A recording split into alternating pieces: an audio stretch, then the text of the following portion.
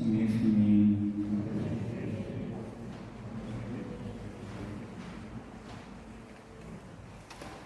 한 주일 동안 잘 지내셨나요? 네, 벌써 저번 주에 약간 여름으로 백한 것 같더니 다시 또 가을을 향해서 급속 페달을 밟는 것 같습니다. 아시는 여러분 추워요.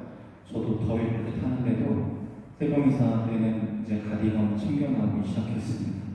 딱 감기 걸리기 좋은 시절인데 환절기에 감기 걸리지 않도록 건강에 유의하시면 좋겠습니다.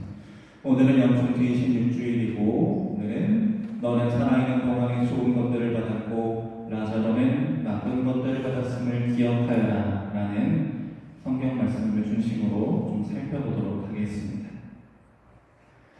나날이 이런 상황이 심해지고 있습니다. 타인에게 굉장히 무관심한 세상에 특히 이놈의 요물단지가 보급된 후로 점점 더 심해졌어요. 옛날에는 지하철을 타면 책 보는 사람, 그런 얘기하는 사람, 퇴근 시간, 출근 시간에는 신문 보는 사람, 다양한 사람들이 있었고 혹시라도 지하철을 같이 타고 있는 사람 중에 누군가에게 불편한 일이 생기면 가서 관심을 가지고 나서주고 도와주고 하던 분위기가 있었습니다. 그런데 지금은 저놈의 스마트폰 때문에 타인에게 관심을 가지지 않아요. 드라마를 보고 있거나 뭘 보고 있거나 하느라 지금 자기 앞에 아이를 안고 있는 어머니가 저렇게 힘겹게 위태위태하게 서 있음에도 불구하고 저 사람의 일은 저 사람의 일이고 나는 모르겠다라는 식으로 살아가는 모습이 많은 겁니다. 그런데 타인에게만 그러느냐? 또 그렇지도 않아요. 제가 더 자주 볼 수 있는 모습이죠. 요즘 집에서 부모 자식 사이에 그런 이야기하고 친구의 시간을 꾸준히 안고하는 집이 과연 몇 집이나 되나요? 한번 손들어 보실래요? 우리 집 식구들은 최소한 하루에 30분 이상은 가족끼리 대화한다. 대단하십니다. 훌륭하십니다. 우리 집 아이들은 집에 들어오면 집 안으로 들어가서 노래 팡하거나 아니면 스마트폰으로 유튜브만 겁나게 보고 있다. 부끄러워서 손을 드시기 힘드시죠? 마음이 아파서. 근데 이게 우리 모습이에요. 그리고 이런 차가운 무관심은 가장 큰 문제를 일으키는 게 뭐냐면 관계를 단절시킵니다. 그래서 어떤 문제가 생기느냐? 분명히 같이 있는데 외로워요. 군중 속의 고독. 지금 이 그림 안에 어린 저도 최소한 5, 60명 정도의 사람이 보이는데 누구 하나 표정이 밝아 보이지 않아요. 특히나 이 사람은 심지어 슬픔 속에 울고 있어요. 근데 뒤에 있는 사람, 옆에 있는 사람, 앞에 있는 사람 누구도 왜 울어요? 무슨 일이 있어요? 라고 물어봐주지 않죠. 지금 우리의 모습이에요. 함께 있지만 외롭고 함께 살지만 누구도 나에게 관심을 가져주지 않아서 내가 정말 이렇게 사는 게 맞나 싶은 외로움이 들고 있는 상황입니다. 오늘 본문의 예수님께서 말씀하시는 비유는 이런 우리의 뼈저린 상황을 꼬집고 있는 말씀입니다. 부자와 라자로 두 사람이 등장합니다.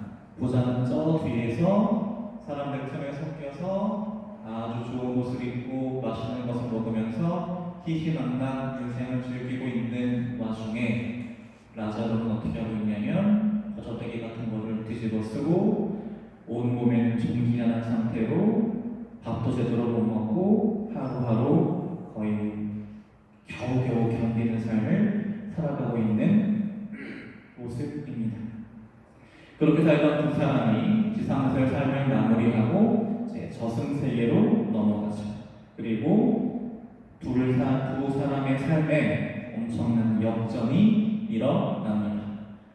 부잣집 앞에서 이렇게 안타까운 모습으로 거저대기 뒤집어 쓰고 하루하루 불쌍히 살던 라자로는 저 뒤에 천국 담벼락에서 아브라함과 함께 아주 행복한 삶을 누리고 있는 반면에 방금 여기서 아주 풍요로운 삶을 누리는 우리 부자는 이렇게 지옥불 속에서 고통을 받고 있는 모습입니다. 그럼 여기서 한 가지 궁금증이 생기죠. 부자는 왜 벌을 받고 있을까? 왜?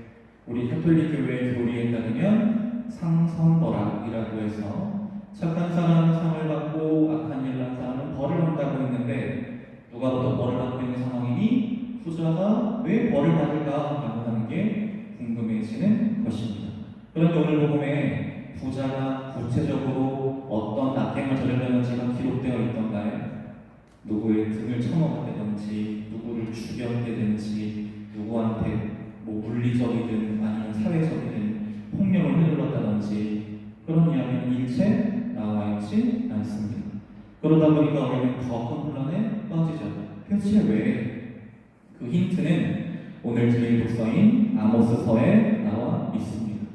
6장 1절 그리고 6장 6절 불행하여라 시온에서 걱정 없이 사는 자들 그들은 대적으로 포도주를 퍼마시고 최고급 향유를 몸에 바르면서도 요셉 집안이 망하는 것은 아랑곳하지 않는다라고 아모스 예언자가 아주 뼈저리게 유대인들을 비난하고 있는 부분입니다.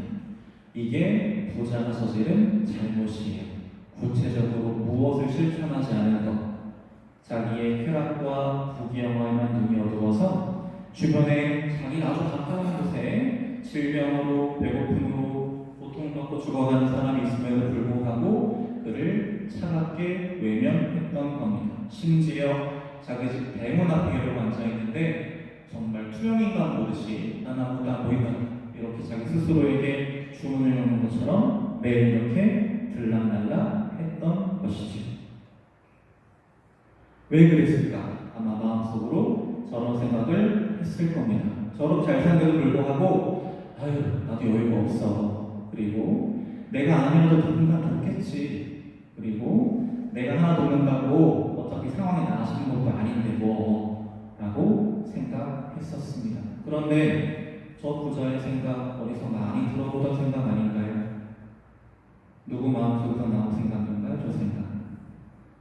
여기서 어떨 때 내 주변에 혹시라도 누군가의 도움의 손길을 필요로 하는 사람들을 발견했을 때 그리고 지금 내가 그 사람을 도와줄 상황이 아니라고 스스로 판단하고 그 자리를 피해야 할 때 우리 마음속에서 나오는 생각들입니다. 그런데 우리가 기억해야 할 것이 있어요. 사랑의 반대말은 미움이 아니라 무관심입니다. 저 사람을 미워서는 안 되는 거 아니에요? 라고 말하실 수 있겠지만 그게 아니라는 거예요.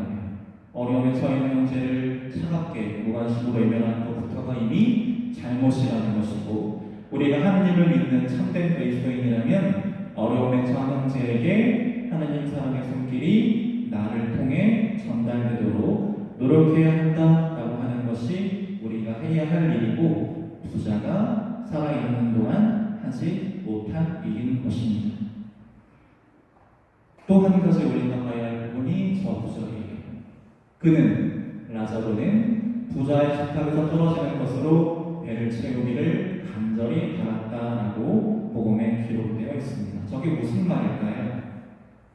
부자가 밥을 막 먹다가 오늘 별로 닭고기가 맛이 없네 얘따 너나 먹어라 이런 느낌으로 오해하실 수 있지만 사실은 그거보다 더 굴욕적인 표현이에요.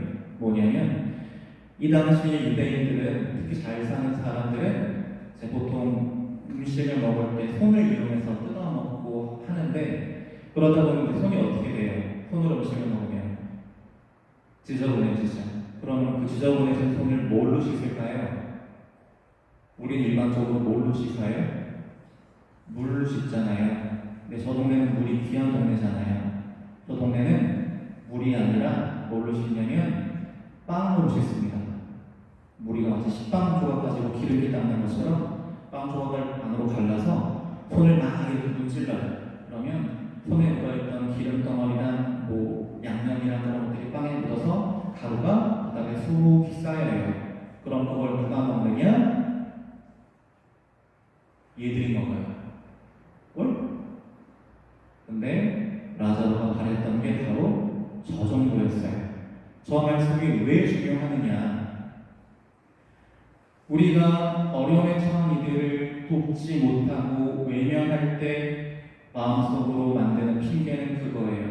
저들이 원하는 도움을 나는 줄 수 없어. 내 힘으로 안 돼. 내 능력 밖의 일이야. 근데 그렇지 않다는 거예요. 라자로가 바랬던 건 정말 이 비참한 땅 부수기기 하나였어요. 그거 하나만으로 충분히 기뻐할 수 있고 행복할 수 있는 사람이었어요. 다만 부자가 자기 혼자 신작으로 만족 못할 거야 라고 생각하고 그러지 않았을 뿐이죠. 마찬가지 우리 주변에 어려움의 처한 이들이 우리에게 바라는 건 그렇게 크고 대단하고 커다란 희생이 아닙니다. 작은 빵 한 조각, 시원한 물 한 모금, 짧은 안부 인사, 따뜻한 관심이면 그들이 우리를 통해 하는 사랑을 느끼기엔 충분하다는 거죠. 다만 내가 그렇게 하고 싶지 않을 뿐이에요. 뭐가 두려워서? 지금 내 손에 쥐고 있는 작은 거 하나라도 빠져나가면 나중에 내가 더 못 누릴까봐 불안하고 걱정돼서 내 삶의 희망을 하느님께 두지 않고 재물을 두고 살아가다 보니 그러지 못할 뿐이지요. 그래서 그런 부자에게 아브라함 할아버지가 저렇게 이야기합니다. 얘야, 너는 살아있는 동안에 좋은 것들을 받았고 라자로는 나쁜 것들을 받았음을 기억하여라. 그래서 그는 이제 여기에서 위로를 받고 너는 고초를 겪는 것이다 라고 부자가 저승에서 고통을 받을 수밖에 없는 이유에 대해서 설명합니다. 그런데 저 말은 고지고대로 들으면 오해할 수 있어요. 어떻게 오해할 수 있을까요? 저 말은 부자는 이 세상에서 온갖 것들을 다 누리면서 풍족하고 부유하게 살았으니까 지금 지옥에 있는 거고, 라자로는 이 세상에서 짜지게 가난하게 온갖 고통을 다 겪어 살았으니까 지금 천국인 거고, 이거를 정말 단순하게 등식으로 연결하면 커다란 오해와 오류가 생깁니다. 이런 것처럼 마치 하느님 나라란 이 세상의 그것과 반대의 일이 일어나는 이 세상의 상황과 역정이 일어나는 곳이구나라고 잘못 생각할 수 있어요. 그래서 우리는 이 말씀을 분명하게 새겨들어야 합니다. 부자가 이 세상에서 온갖 좋은 것들을 누리면서 풍족하게 지낸 것 자체는 절대 죄가 아닙니다. 무엇이 죄일까요? 하느님께서 나에게 수많은 은총과 선물을 베풀어 주셔서 내가 그렇게 풍족하게 누리고 있다면 그러면 감사하는 마음으로 내가 이 소중한 선물을 어떻게 잘 사용해야 하느님께서 그것이 바라시는 일일까, 하느님 뜻에 맞는 일일까 생각하면서 잘 썼어야 하는데 무엇 때문에? 욕심과 집착 때문에 그렇게 하지 못하고 끝까지 자기 손에 쥐고 있었다는 게 부자의 큰 잘못이고, 희망을 하느님께 두지 않고 재물에 둔 것이 하느님 외에 다른 신을 섬기는 우상 숭배와 마찬가지이기 때문에 부자는 벌을 받을 수밖에 없었던 겁니다. 또 한 가지, 이 세상에서 가난하고 고통을 받고 시련을 겪는다고 해서 그것이 당연히 다른 것들은 아무것도 하지 않아도 구원받을 수 있다라고 하는 보증수표가 되는 게 아니라고 하십니다. 무엇을 우리가 새겨들어야 하느냐? 그런 나쁜 것들을 받았음에도 불구하고 하느님을 원망하거나 자기 처지를 비관하거나 절망하거나 하지 않고 끝까지 하느님의 사랑과 자비를 믿으면서 하느님께 희망을 두고 살았기 때문에 그런 라자로의 희망과 믿음과 충직함을 보시고 하느님은 그런 라자로를 당신 나라에서 행복하게 살게 하신 것이죠. 저것이 우리가 새겨들어야 할 부분인 것입니다. 라자로라고 하는 이름은 라틴어로는 이렇게 쓰지만 이 라틴어의 어원인 히브리어로는 엘 라자르라고 쓰고요. 이 말은 무슨 뜻이냐? 하느님께서 도와주신다라는 뜻이에요. 그 누구도 도와주지 않으시는 것 같은, 하느님으로부터 버림받은 것 같은 저 사람의 이름이 라자로라고 하는 건 우리에게 많은 걸 생각하게 하죠.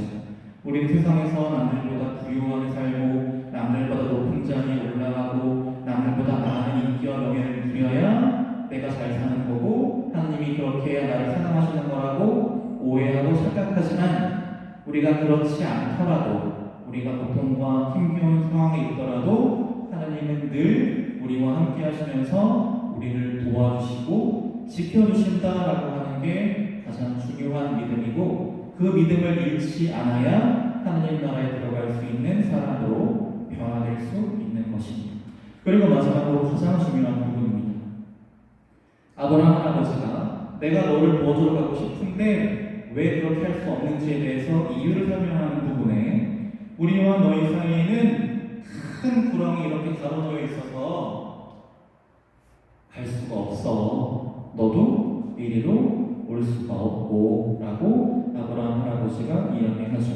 그러면 이제 우리는 한 가지 궁금증이 생깁니다. 저 커다란 골짜기 구렁은 과연 누가 만들었을까? 대체 누가 하나님과 우리 사이에 저렇게 넓고 깊고 큰 구렁이라는 걸 만들어서 우리가 하나님 나라로 가지 못하게 방해할까? 누가 만들었을까요? 대영아, 저거 누가 만들었을까? 스스로. 훌륭해. 역시 지구에서 만나는 게 아니에요. 자, 우리 스스로 만들었습니다. 이렇게 만들었어요. 무관심이라고 하는 사고로 계속해서 사는 동안 칸이라고 도와줄 사람이 있네. 근데 난 보기 싫다. 저 상황을 맞이하고 싶지 않아서 피하고 도망가고 외면하는 방법은 내가 땅을 파고 들어갈 수밖에 없어요. 나밖에 없어요. 여기 저 사람 없는 거야 라고 저 사람을 투명인간 취급하는 방법밖에 없습니다. 그렇게 살아있는 동안 점점 더 이기심과 무관심과 욕심에 불을 타고 내려가다 보니 나중에 죽고 난 다음에 그 불을 타고 다시 하나님께로 돌아갈 수가 없어지는 것이죠. 그래서 우리가 나중에 저 부자와 같은 일을 겪지 않으려면, 저 부자와 같은 후회를 하지 않으려면 기회를 놓치지 않았으면 좋겠어요. 어떤 기회? 하나님의 사랑과 자비를 실천할 기회. 기꺼이 내 가진 것을 나누고 베풀 수 있는 기회. 그래야 우리가 나중에 심판의 순간 하나님 나라를 눈앞에 두고 여기를 건너갈 수 있는 소중한 사랑의 다리를 만들 수 있을 겁니다.